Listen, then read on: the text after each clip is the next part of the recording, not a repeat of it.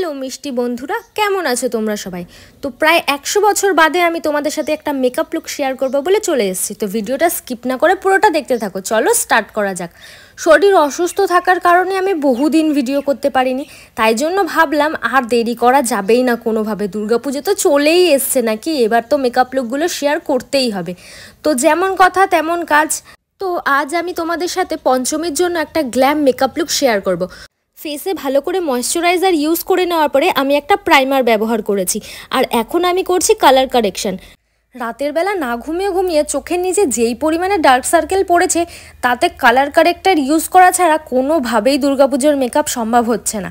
তাই জন্য আমি এখানে একটা অরেঞ্জ কালারের কালার কারেক্টার নিয়ে ভালো করে আমার আন্ডার আইজে অ্যাপ্লাই করে নিয়েছি, আর সেটা ভালো করে ব্লেন্ড করে নেওয়ার পরে আমি এখন ইউজ করছি ফাউন্ডেশনটা আমি দুটো শেড মিক্স করে ব্যবহার করেছি। তো তোমরা তোমাদের স্কিন টোন অনুযায়ী একটা ফাউন্ডেশন ব্যবহার করে নিও, আর সেটাকে ব্রাশ দিয়ে ভালো করে ব্লেন্ড করছি।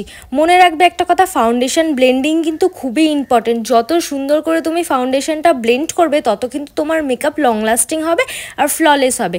তো দেখো, ভালো করে আমি ফাউন্ডেশনটাকে হালকা হাতে ব্লেন্ড করে নেওয়ার পরে এখন আমার যেই জায়গাগুলোতে হাইলাইটিং করি আমি, মানে কনসিলার ইউজ করি, সেই সব জায়গাগুলোতে সুন্দর করে কনসিলার ইউজ করে নেওয়ার পরে আমি সেটাকেও ব্রাশ দিয়ে ভালো করে ব্লেন্ড করে নিচ্ছি। তোমরা চাইলে এখানে ব্রাশের জায়গায় বিউটি ব্লেন্ডারও ব্যবহার করতে পারো।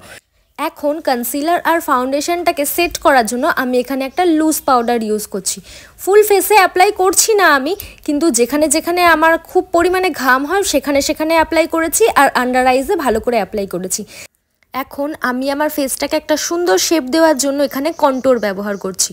মনে রাখবে কিন্তু একটা কথা, ফাউন্ডেশন আর কনসিলার ইউজ করার পরে কন্ট্যুর কিন্তু অতি অবশ্যই ইউজ করতে হবে, তাহলে তোমাদের ফেসের একটা সুন্দর শেপ বোঝা যাবে।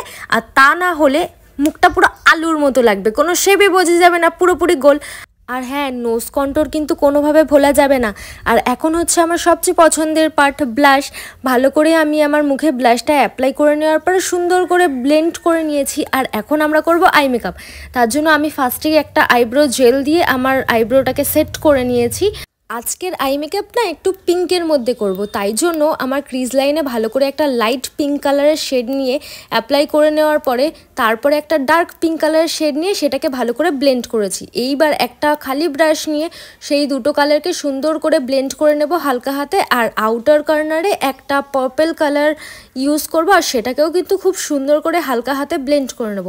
এখন প্রায় আমার আই মেকআপটা কমপ্লিট হয়েই এসেছে। এর জন্য আমি একটা শিমার শেড নিয়ে আমার ইনার কর্নারে ভালো করে অ্যাপ্লাই করে দিলাম, আর অফ ক্যামেরায় মাস্কারা আর আইলাইনারটা আমি পরে নিয়েছি, কারণ ক্যামেরার সামনে এটা আমার দ্বারা সম্ভব নয়। তারপরে আমি ভালো করে আমার ফেসটাকে হাইলাইট করার জন্য সুন্দর করে একটা হাইলাইটার ইউজ করে নিয়েছি, আর লিপস্টিক দিয়ে আমার লুকটাকে কমপ্লিট করছি। তো তোমরা দেখে জানিও যে তোমাদের এই লুকটা কেমন লাগলো। জানি দুর্গাপুজোর সময় সবারই মনোভাব একটু ট্রেডিশনাল থাকে, কিন্তু পঞ্চমী অথবা সপ্তমীর দিন কিন্তু এরকম একটা ওয়েস্টার্ন লুক ট্রাই করাই যায়। তো তোমরা জানিও এই মেকআপ লুকটা কেমন লাগলো। তো দেখা হচ্ছে নেক্সট কোনো একটা ভিডিওতে। আজকের জন্য এত অবধি, চলো টাটা।